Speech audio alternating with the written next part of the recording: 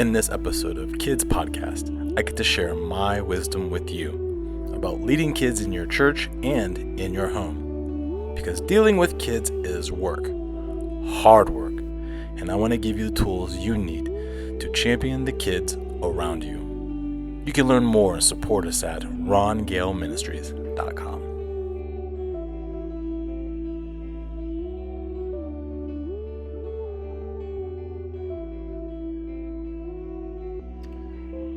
All right, let's dig in with today's episode of Kids. And today we're talking about the difference between kids ministry, youth ministry, and the family ministries. This is a big question that I've seen multiple times in the circle, especially on Facebook and different groups. People are asking, what are the differences? What's the job description differences? What are the role differences between the kids pastor, the youth pastor, and the family life pastor? And so over the next 3 episodes, I would love to cover that and what I think the differences are. So in today's episode, we're going to talk about the kids department. In the second episode, we'll talk about the youth department. And then the third episode, we will talk more closely about the family department. Ultimately, the short answer is it doesn't matter what we call it. No, I don't think so. What matters is what the boss calls it and what the boss puts on paper as a job description. If he calls you the youth pastor, but also tells you to do the band or the missions team or the whatever, well, that becomes your job description. That's what you get to do. So call it kids, call it youth, call it family, call it whatever. Ultimately, the difference between all of them is whatever the boss writes on the job description and what you agree to do. But if we're going to be in depth, talk more about the differences in these ministries, we'd love to cover some details.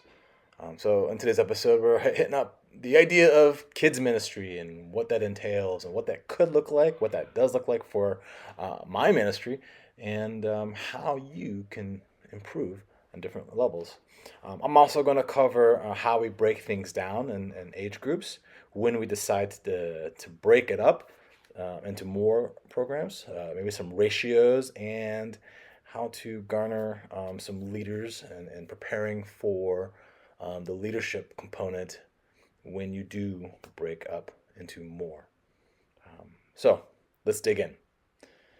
Kids ministry. I like to see kids ministry is anything between ages 0 and 6th grade. 6th grade. Different churches, different cultures might do 5th grade, 4th grade. You know, your church can decide that. And in our church, it stops at 6th grade. And we're even talking now about the idea of tweaking something to introduce the idea of junior high ministry. We'll talk more about that next week when we hit up youth ministry details. So in our program, we break it down into multiple parts. And yes, I've been in churches where the kids ministry is one big group. And that's not the most favorable circumstance, especially when you start having babies and 3rd graders in the same room. You know, the dynamics of what each child is learning is completely different. We need to always be mindful that these small humans have brains that are in development, and not all brains develop the same. And on the same idea, brains take time to develop, and they don't all develop equally. You get your prefrontal lobe, you have a hippocampus and hypothalamus and these other parts. And so when you throw all the kids in one room, it makes it very challenging for the teacher to teach a basic lesson and make it effective and influential and meaningful for the child. I've seen a bunch of churches do the nursery in one room, which is pretty much anyone with a diaper, and then have a kids ministry where it's anyone without a diaper up to 3rd grade, 4th grade, 5th grade, and yeah, 6th grade can be in that loop. And that can be hard for a sixth grader when you're trying to learn something about Jesus while making sixth grade decisions, and you have a pre-K kid sitting next to you jumping off the wall. That's hard. Um, if you could be effective, if you wanted to figure out how can I break this down more, I always recommend looking at your local schools. The school system already has millions of employees and millions invested into what it takes to lead their kids academically successfully. And so, how do they break it down? Now, we can't go as far as to go, well, there's a pre-K class, there's a kindergarten class, there's a first grade class, there's a second grade class. But what if we could? What if that was the vision? What if your church was that big? If your church was ginormous and you had so many kids, would you do that? And the answer is yeah. If that was the vision, yeah, if that's the way you want it to go, because at the end of the day, if you're the leader, you're the one casting vision, you're the one with the organizational um, aptitude to think through and the authority and influence to make those decisions. So there is that. The way we do it at our ministry, and the way I've seen it in a lot of ministries like ours, we are a church of about 400, give and take, depending if it's pre-COVID or post-COVID. We have currently about 100 kids enrolled in our program on Wednesdays and 100 kids on Sundays. On a Sunday morning, our entire kids department from ages 0 to 6th grade looks like this. We have age 0 to 2-year-olds. That's in our nursery. That's in one room. Then at age 2, they move over to the second room. And this is age 2 to 4. And we decided that with this group, age 2 to 4, this is our pre-kindergarten group that is non-potty trained, specifically non-potty trained. So there's a grouping just for kids that are non-potty trained. They're not in nursery, but they're also not quite in pre-K / kindergarten yet. So then we go when they graduate from being potty trained, they go over to our third grouping, and these are all 3-year-olds up to 5-year-olds that are 100% potty trained. That's really the classification. So right away, there's our first 3 classrooms. Each of those classrooms could have 8 kids, 10 kids, 15 kids. Sometimes I've seen them up to 22 kids in one of those classrooms. I've not seen it that high for such a long amount of time that I began to think about breaking the room down more. But those are the first 3. The fourth breakdown of the groups that we do becomes the school grades. And so this fourth one we call elementary. And what we do has evolved based on our vision and needs. Right now, all the kindergarten up to the 6th grade meet in the same room. However, that's changing soon, and it has recently changed in the last 3 years. What happens in the elementary room is the kindergarten, 1st, 2nd, and 3rd graders are also in the same room with the 4th, 5th, and 6th graders. We and in the grade level that they begin to have their own service. Prior to that, it's a little bit different. We can loop back around to how we do service. But in the kindergarten group, we talk more about the services and we introduce the topic and we can do a song together. But after the song, the 4th grade, 5th grade, and 6th graders leave the classroom and they go to their own classroom. And they will finish their Bible lesson and whatnot in a different room. And then when it's time for pickup, they all reconvene back in the same giant room where the mamas and dads pick them up. we'll talk a little bit more about that in a hot second with like why we broke them down.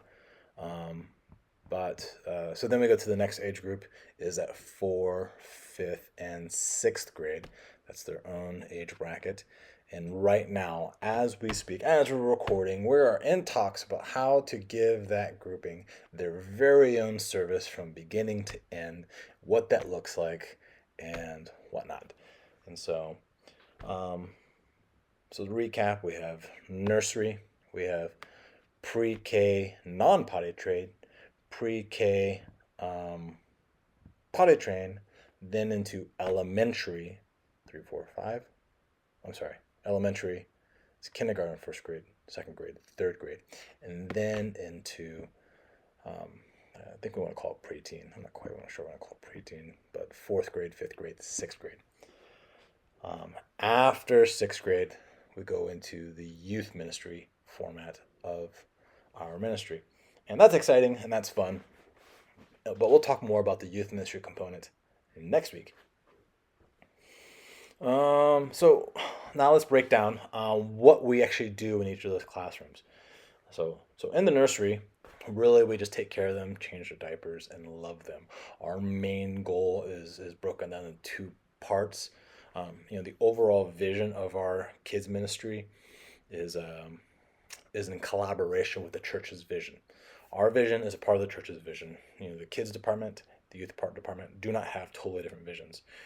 Our vision is the vision of the church because we can't have two different visions. Otherwise, that would not just be by vision or two visions. It would be die vision. And the big church's vision is to lead people into an overflowing life with Jesus. So when it comes to the kids department, we say that our vision is to lead your child into an overflowing life with Jesus. And of course, when we do youth ministry, we say leading your teens into an overflowing life with Jesus. But when we start talking about each classroom, now we're talking about goals, and all the values and all the filters run through the ultimate vision. And we complement the vision of the big church. So, and then in nursery, our vision is to help mom and dad experience life to the full. And we do that by offering a place for the kids to be loved and taken care of so that mom and dad can do service without the distraction of their child. Is it a distraction? That's not the mission of this particular episode. It's just that we are offering something so that mom and dad can be spiritually fed. So then we go on to the toddler group that is in pre-K. And we then begin to kind of do the same things. We love them, giving mom and dad the option of not having to worry about their kids. But we additionally begin to implement story time. Not really a Bible lesson time, but more of a, let me show you a storybook. And we introduce snacks and potty breaks and play time and things like that.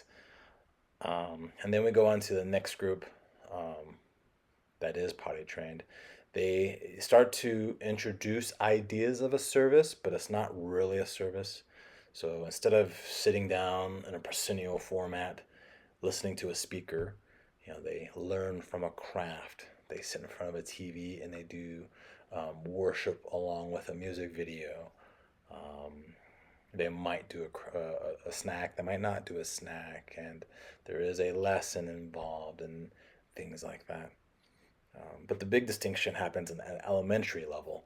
The kindergarten, first, second, and third, they get their own service from beginning to end. They have their own leader, technically their own pastor. Once we get to a place in our organization that we can hire someone full-time, this would be probably the first one. That would be the full-time pastor to lead an entire service for this age group. And it's from beginning to end. Like we open up with a primer and a character, and we talk about it, and there's a Bible, and there's a scripture verse, and then we go into a game that complements the scripture verse, and then we go into with 3 worship songs where they do motions and quote unquote a worship team, not a band because we have no instruments, Could we? Sure. It just depends on how you want to lead your ministry. And then we go into actual Bible lesson. It could be a video, it could be a drama, it could be anything and everything that's super creative under the sun. And then we give them a spiritual decision at the end of it. There's an altar call where, yes, we say, hey, do you want to receive Jesus Christ as your Lord and Savior? Do you want to change this in your life? Do you want to figure out what God is calling you to do? Because at our ministry, it's not just babysitting. It is an opportunity for kids to decide to follow Jesus for the rest of their lives. And that's what we do. And so, yeah, that happens in the elementary department. We give kids a full-scale service that's just for them. And the big distinction that happens here compared to the next level, which is our fourth grade, fifth grade, sixth grade, is that in the first level of elementary, it's all about entertaining the children. We with a lecture, entertaining them with a lecture, entertaining them with a lecture. We talk to them and entertain them 99% of the time. However, as soon as that fourth grade, fifth grade, sixth grade happens, something happens in their brain, and that lecture is no longer cool. That being entertained is no longer cool. And we move from lecture to laboratory. So in the fourth grade, fifth grade, sixth grade, we want them to have their own service. It's just, can we provide that based on our leadership numbers and resources?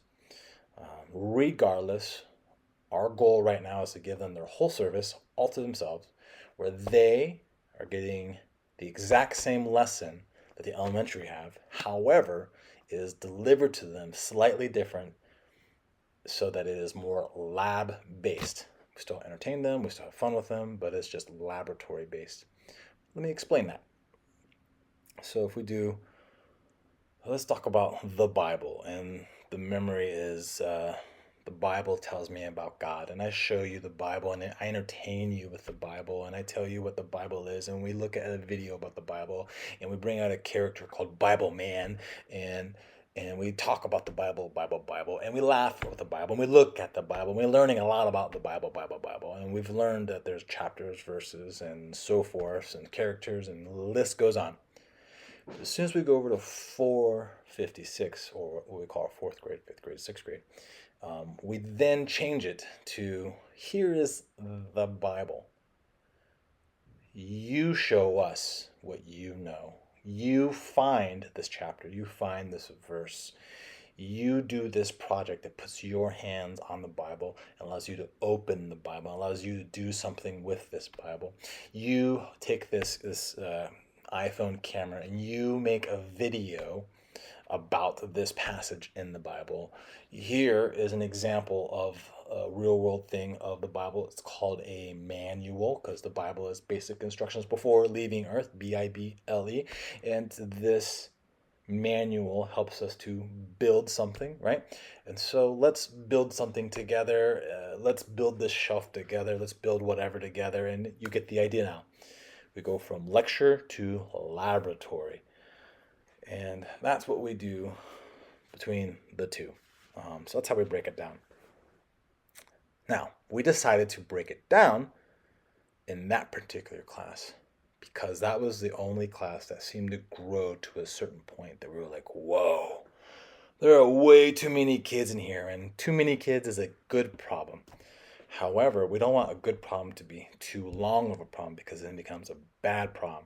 And it becomes a bad problem when the kids are like, I don't want to be here no more. I don't like it here. It's lame. So we then need to start thinking about breaking the group up. But how do we decide when to break up the group? Very simple. It's the 80-20 principle. When your room is filled to 80% capacity on a consistent basis, you need to start thinking about splitting the group up into another group. So let me give you a little bit of math here. Let's say you have a classroom full of chairs, and you filled the classroom with nothing but chairs, and you counted these chairs, and there was approximately, let's just say exactly, there's exactly 100 chairs where a kid could sit. Now you put real kids in there. If 80% of those chairs were filled by a real kid, now you need to start thinking about adding a whole new room. Because when you start filling to 81, 82, 90, 91, that's a lot of kids. That's starting to get cluttery. It's no longer exciting. It's, you start thinking about the ratios and things like that. So from my perspective, when 80% of my room is filled, I then start thinking about splitting things up. So that's where we decided that kindergarten through sixth grade was going to split. Boom. So let's say, which we're having a new problem now, is actually our 456 group, 4th, 5th, and 6th grade, is starting to grow beyond the size of their classroom. Good problem. So now I have options. I already have the leader and I have the resources, but do I have everything else? They're pretty consistent with their numbers being high. So I can either A, move them to a bigger room so that their 80% is more. I could B, split them again, like 4th and 5th grade only, and then a different classes, upper 5th and 6th grade only. Or we could just have two different groups that are the same exact age group. That'd be like having a kindergarten class and having two kindergarten classes. Or when you go to high school and there's like 15 kindergarten classes. You get the idea. You have the choice, and you can make that decision based on your vision and values, or what your boss wants, or maybe you have resources or the lack of resources that dictates that decision. Either way, you as the leader get to make that decision. My recommendation has always been, based on the 80% of your space, is when we need to start making that decision or thinking about that process, especially when you start having consistency. I don't know if there's a magic number. I've always thought 7. If I were to reach that 80% 7 times, I'm like, boss, we got to pull this trigger because the 8th time is coming. And I think by the 8th time, moms and dads, or if they had to show up to your big church and they had to share their seat, their 90% space with other people they don't know, I think by the 8th or 9th time, they're going to be like, we're done. We're going to find a different church. It may not always be that simple. I'm just thinking logically in my head. But there's also the idea to consider, like, hey, how many leaders do you have for this space? Because that is also another factor. Like, do you have enough leaders? What's the ratio of leaders? Each classroom has different ratios, and I don't want to dig too much into that right now. Just being more aware than... just being more aware of those kinds of details as you make decisions. Does your insurance have anything to say about that? But we're talking more about the differences. And so, man, if I would put a bottom line on what the difference between the kids ministry, youth ministry, and the family ministry is, for today, the kids ministry is the department that deals with the ages of 0 through 6th grade-ish. 0 through 6th grade-ish. So, yeah. If you have any questions about that, make sure you type it in, hit me up. Feel free to email me. You get all the stuff in the description. But until next time, everybody say... Thank you for letting me speak into your life. At the end of the day, our goal is to raise little humans to one day become big humans. Be sure to check out my website, rongaleministries.com, to show your support. And hey, thank you for listening. Be sure to smash that like button and all the things the kids are doing these days.